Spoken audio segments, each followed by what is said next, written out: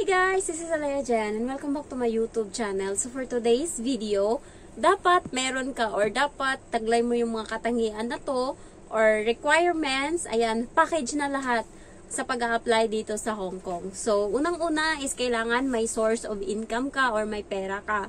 Yan yung pinaka-importante kapag nandito ka sa Hong Kong. Kasi marami akong kaibigan, marami akong kakilala na nasa Middle East na gusto mag-Hong Kong pero pera yung problema. Ang parating umaatras sa kanila, nagpapa-atras sa kanila is yung money. Kasi nga, meron akong pinsan, 2 years na siya sa, 2 kontrata na siya sa abroad. Una ata, Saudi.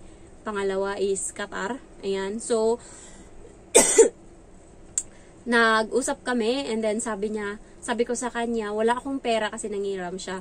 Sabi ko, wala akong pera kasi nag-a-apply ako papuntang Hong Kong. Sabi niya, malaki yung gastos dyan Sabi niya ganun. Ba't yan yung pupuntahan mo? Magastos nga daw dito sa Hong Kong. Sabi ko, kaya ko naman ata. Malaki talaga yung ano ko guys.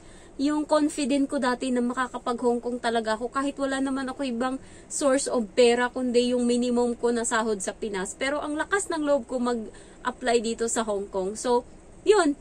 Hindi na ako nag-comment sa sinabi niya. Basta sabi ko sa sarili ko, ipupush ko tong Hong Kong.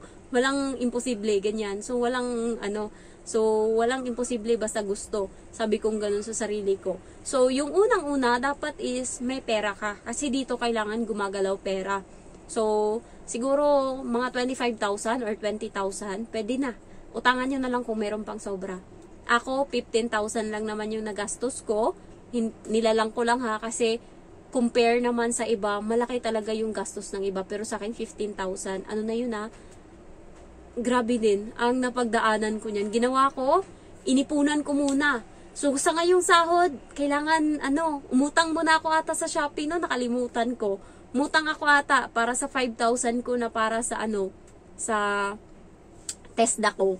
And then sa NBI, paunti-unti. Buti nung time na yon is may paluwagan ako sa Pinas. Yung mga nangungutang na nasa Cebu and then 10% yung tubo doon. So, buong taon ng 2022, nagpautang kami. Tas 22 ng December, kinuha namin yung pera namin. So, nakatotal ako doon ng mga 17,000 ata.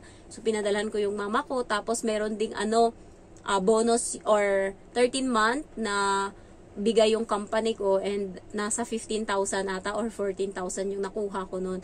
So, may pera talaga ako. So, yun, ako paunti-unti, kinuha ko na yung mga requirements. Kaya, swerte nung mga nakakasabay ko kasi nga, minsan nalilibre ko sila kasi nga, maawa ka galing pa sila ng Aklan, lumuwas lang ng Maynila, nakituloy para makakuha ng trabaho or makakuha ng employer dito sa Hong Kong. So, marami akong nakasabay, mga taga Mindanao nung nag-training ako sa TESDA. Parang na din ako kasi blessed ako compare sa kanila. So, parang at least kahit papano may matulong ako, kahit papano malilibre ko sila ng tanghalian or ganyan, libre ko sila ng ulam pag kami. So, yan yung ginagawa ko. And then, next na kailangan mo is tibay ng loob.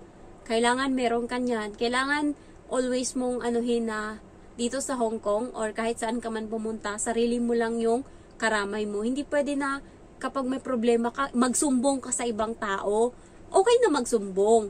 Pero hindi yung iasa mo sa ibang tao yung dapat desisyon na para sa sarili mo. Marami akong mga subscriber na ganyan. Yung ang ihina ng loob. Pag may problema sila, parang hindi nila alam kung ano yung dapat na desisyon nila. Dapat alam nyo. Dapat, kasi nga pumunta kayo dito, wala kayong ibang wala kayong ibang kailangan. Paano pag walang ibang tao na tutulong sa inyo? Paano masusurvive niyan? Malalagot ka. Kailangan alam mo. Kailangan magnood-nood kayo. Ganyan yung ginagawa ng kapatid ko. Pinapanood niya kahit wala pa siya dito, nandun pa siya sa Saudi. Marami akong mga subscriber na wala pa dito, nandun pa sa ibang bansa. Pero nanonood ng mga vlog ko. Kasi nga, nire-ready na nila yung sarili nila sa dadat na nila dito. At least, alam na nila yung positive and negative. Kaya, yung iba naiinis na, puro negative yung sinasabi mo, ganyan-ganyan. Sino pa yung gusto mag-apply? Kasi nga, puro na sinabi mong ganyan. at least alam nyo na, 'di ba? Sabi ko naman, hindi tayo pare-pareho ng amo. So at least may idea na kayo na kapag nangyari sa inyo, isipin nyo, ay nangyari na to sa isa sa mga vlogger. May idea ka na hindi na bago sa iyo yung ganung issue. So alam mo na kung ano yung aanuhin mo. Kailangan dito guys, matibay yung loob mo. Kailangan dito, hindi naman matapang, pero dapat alam mo kung kailan ka lalaban, kung kailan ka tatayo, kung kailan ka ano sa sarili mo. So ako minsan napapansin na ng amo ko na palaaway na ako. Hindi naman kasi sumusobra na. Yung bata, nung nakaraan, nag-holiday ng Martes. So, nagalit siya. Kasi nga, wala ako. Syempre, day off ko yun. Ay, holiday ko yun. Ayaw niya, gusto niya yung holiday ko, Sabado lang.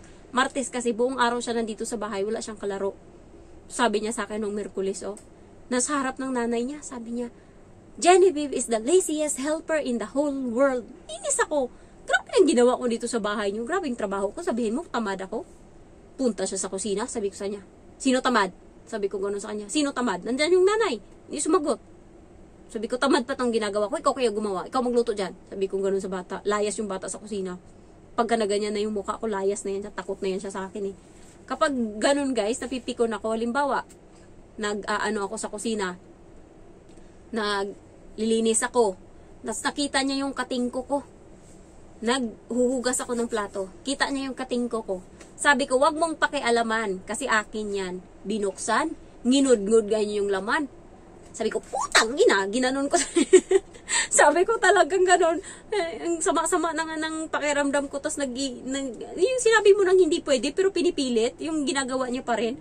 Yung foam na gamit ko, talagang hinampas kong ganun doon sa may lababo. Nakita siya, takbo siya kagad palabas. Sabi ko, putang ina, sinabi ko nang hindi, pinapakialaman mo pa.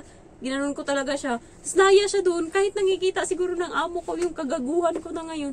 Alam niyo kasi guys, 2 taon na ako dito, nakakapuno na yung ganung ugali ba? Kaya siguro sinasabi ng ibang mga amo na kapag na-renew na yung mga katulong, nagbabago na yung ugali. Hindi nagbabago, nakakapagod na kayo. Ngayon lang yung sagot doon. Grabe na yung pagtitiis namin. Akala siguro kapag naka-renew na kami, pwede nyo na kaming babuyin, pwede nyo na kaming salbahiin kasi nga iniisip nyo hindi na kami makakatakas kasi may bagong kontrata. Sabi ko nga sa alaga ko, huwag mo akong tinatakot ng ganyan kay anytime pwede akong umuwi. Walang makakapigil sa akin kung gusto ko. Sabi ko ganoon sa kanya. Lalo ngayon na wala akong utang. Sabi ko, pikon ako. So, next is dapat pasensya. Pasensya talaga guys. Kailangan meron ka dito. So, tumataba na ako. Napapansin nyo ba yung skirt na suot ko kanina? Masikip na sa akin. Di ako makahinga. So, kain ako ng kain talaga. Ayan. So, pasensya. Kailangan meron ka.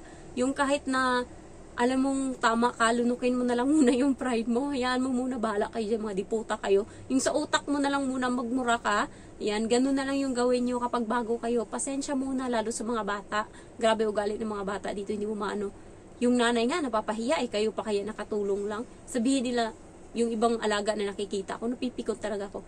You're so mean! Gagano nila yung katulong nila. Sabi ko, pasalamat talaga kayo, hindi ako yung katulong nyo. Kaya mag-away tayo parati talaga. Hindi talaga ako papayag na ganyan-ganyan ninyo ako, tasla maraming tao. Buti yung amo ko na din yung ugali ko ba. Alam niya din yung ugali ko. Isang beses kasi narinig niya ako na nagalit sa cellphone. Grabe din yung galit ko nung time na yun. Kahit nandyan sa labas, yung boses ko, kung malakas yung boses niya pag nag-away sila, mas malakas yung boses ko. Ganun talaga. Sinabihan ko na din siya na kapag nagalit ako, hindi ko nakokontrol yung sarili ko, na kung ano yung nasa utak ko, sinasabi ko talaga yan. Ganun ako pag nagalit guys, hindi ko nakokontrol yung sarili ko. Kung ano man, kung prangka talaga ako, wala akong pakialam kung masama na kung masama. Okay, natanggap ko na yun na masama ako, talagang sasabihin ko talaga kung ano yung nasa utak ko, kung ano yung nararamdaman ko. Ganun ako klaseng babae ba. Kapag nagalit ako, magalit ako. Para pagkatapos niyan, wala na akong galit. Tapos na. Parang ganun ako ba. Pero may iba din na galit na talagang sobrang galit ako na iniiyakan ko. Yun yung time na hindi na kita mapapatawad or hindi na kita kakausapin. Marami na akong mga naging na hindi ko kinausap. Grabe, ilang years. Mabilang ko pa, ilang years. Grabe talaga. May iba pa nga na umabot na ng 16 years. Parang ngayon ko lang na na hindi pala pwede yung ganun. Pero dati yung pride ko talaga. Ako kasi yung bata pa lang talaga ako. Grabe na yung pride ko. hindi mo talaga mapapatibag. Bata pa lang ako, alam na ng mama ko yan yung ugali ko. Hindi talaga, pag may gusto ako, pag may anuhin ako, hindi mo talaga yung maano. Ganyan yung ugali ko. Naranasan ko na, parati kasi akong umiiyak pagkagising sa tanghali. Matutulog ako, tas nananaginip ako ng parang madilim siya, na unti-unti akong hinihigop, na para siyang bahay ng spider. So, ganun, gagamba, na parang unti-unti yung lumalapit sa akin hanggang sa gigising ako na umiiyak. Nagsimula akong umiyak, alas 3 ng hapon, alas 7 na ng gabi, wala na akong mata sa sobrang iyak, paus na ako, hindi ako titigil. Iniisip ko sa sarili ko, bakit ako titigil? Talagang pinapatigil na nila ako, talagang inaalo na lahat-lahat na, hindi talaga ako titigil. Nakahiga lang ako, tapos umiiyak. Ganun ako kama-pride talaga. Ang nasa utak ko kasi, nasimulan ko na to eh. Bakit pa ako titigil? Nasimulan ko na. So, yun talaga yung nasa isip ko. Hanggang paglaki ko, nasama siya, na ano siya sa akin. Kapag nagagalit nga ako sa mama ko eh, kahit ngayon, tinatry kong i-lesson, pero dati pag nagagalit ako, inaabot yan ng ilang linggo bago ako maging okay. Tapos, nung high school ako, pag nagagalit ako, hindi ako kumakain. Ayan, tas ang iniisip ko na lang, lalayas, ganyan. Lumalayas ako, guys. Dito yung bahay namin, may rest house sa taas ng bahay, walang tao, dun ako.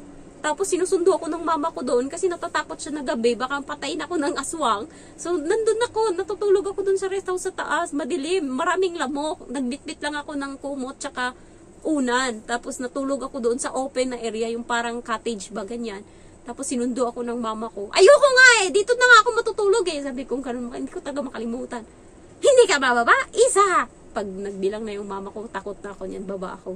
Pero ganun talaga yung ugali ko. Pasensya yung kailangan, tibay ng loob, pera, and also dapat yung behavior mo is nasa positive ka lang always. So dapat, pag may aberya na nangyari, so may anong nangyari, don't be sad. Kasi aksidente. Pero wag mo naman parating aksidente. Pero pag may nangyaring halimbawa, may nagawa kang masama, katulad sa akin, yung stick na pang tukod ng pang ayos ng sapatos kapag nagsusuot ka ng sapatos. So, inaano yan. Nilagay ko ng nilagay, nandiyan yung amo ko pagkatapos nilang gamitin. So, binabalik ko sa lugar. Aba, hulog ng hulog. Talagang siya, natumba ng natumba. Ang ginawa ko, pag pang-apat na tumba, ay bahala ka dyan. Ginanon ko. Nandyan lang yung amo ko, nakatingin na sa may elevator sila malapit kasi nga paalis na sila. Tapos ako, pasarado na ng pinto. Tapos biglang ganun yung nangyari sa stick. Ay bahala ka dyan. Nilagay ko, tapos natumba. Nung natumba na, iniwanan ko na. Tapos sinabi ng amo kong babae sa lalaki na, ayusin mo yung stick na natumba. Kasi hindi ko talaga inayos. Sinarado ko na yung pinto. Tapos nakita ko, paglabas nila, pag alis na nila, tiningnan ko, inayos na ng amo ko.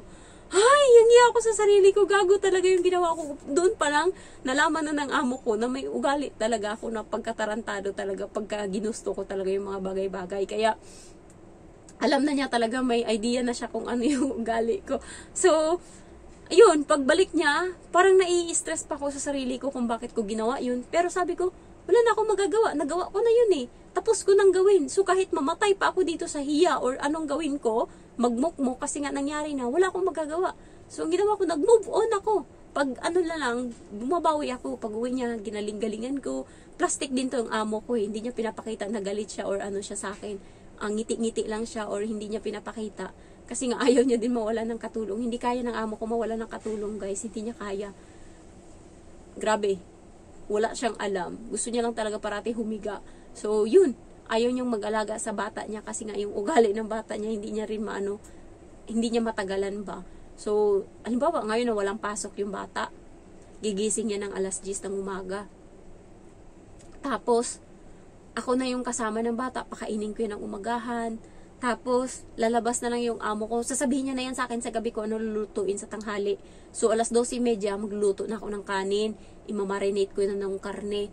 Para paglabas niya, lalabas yan siya sa kwarto. Mag-1:30 na, sabihin niya, start ka na magluto, ganyan. So, yan. Kain na sila maya-maya. Nagugutom na yan siya. Tapos pagkatapos nun, balik na naman siya sa kwarto o kaya, punta siya dun sa computer area. Hayaan niya lang yung bata kumain dyan. Iwanan niya yan. Dun siya sa computer area, mag-computer sa dun. Ako naman, nasa kwarto nila, naglilinis. Tapos yung bata, pumupunta sa akin kasi nga, walang nag-aalaga or walang nag-ano. Ayan. Yan lang yung gawin ng amo ko hanggang gabi. Hanggang hapon na, tapos sasabihin niya na sa akin, ganito yung lutuin sa gabi, ganyan, ganyan. Balik na naman siya dun mag-computer. Buong araw lang siya ganyan, guys. So, wala siyang tiis sa alaga sa bata. Kasi nga, yung ugali din ng bata, abnormal din. Kaya, hindi niya rin matiisan. Kasi nga, madamot sa madamot yung bata, kahit sa nanay niya. Alam mo yung tatay, naawa ako sa tatay, hindi tinuruan ng mga parents niya kung paano maging mapagbigay sa kapwa ba. May chocolate ngayon siya, binigay ng isang katulong doon sa kabila, yung Indo. 3 pirasong Ferrero. Binigay siya kanya. Ngayon, nagpaalam yung amo kong lalaki sa amo kong babae kung pwede niya kainin yun. Kasi nga, gusto niya lang kumain. Nakita ng bata, nagalit yung bata. Akin yan eh, bigay yan eh, ganito, bakit mo kukunin? Ganyan, ganyan. Pinaano niya talaga yun, hindi niya pinabuksan yun. Pinabalik niya talaga sa tatay niya yung, yung pagkain. So, ginawa niya yun. Tapos nung nakaraan, binuksan ng nanay yung pagkain niya na binili ng nanay para sa kanya. Sabi niya, akin yan eh, binili mo yan para sa akin. So, nagalit yung nanay sa ganyang ugali. Pinagalitan siya sa pagkainan kasi nga ayaw niyang bigyan yung nanay niya ng pagkain na yun. Ano lang naman, cheese curl. Yan. Tapos, ayun, pinagalitan siya. Ewan ko lang kung sa sunod maging madamot pa siya. Madamot siya sa madamot. Sinanay nila eh. Kaya ganyan. Buti nga ngayon, hindi na yan sumasagot pag pinapagalitan. Dati, naggalit din yan siya. Pag pinagalitan siya ng nanay niya, magagalit din siya. Tapos, sa harap ng nanay niya, pinagalitan ko siya. Sabi ko, ikaw na nga mali, ikaw pa nagre-reason out, alam mo na nga mali ka. Sabi ko ganun. Tapos yung nanay nagulat ba kung bakit ginanon ko yung bata sa harap niya mismo. Pero nag-thank you siya pagkatapos nun. Kasi ngayon, kahit anong galit niya sa bata, kapag tumaas na yung boses ng nanay na pinapagalitan na yung bata, tahimik na yung bata. Dati makikipag-away pa yan kahit mali niya. Ngayon, tumatahimik na yung bata. Sabi ng bata sa akin, sa utak niya na lang daw siya sumasagot. Ayaw niya na daw makipag-argumento. O tama lang yan, kasi bata ka, wala kang lahat alam ng nanay mo kaysa sa'yo. Ginanon ko talaga siya. So far, may mabuti din akong nagawa. So, mag-aasikaso lang ako ng mga gamit ko, guys, kasi madumi pa dito. So, thank you for watching and I love you all. Bye-bye.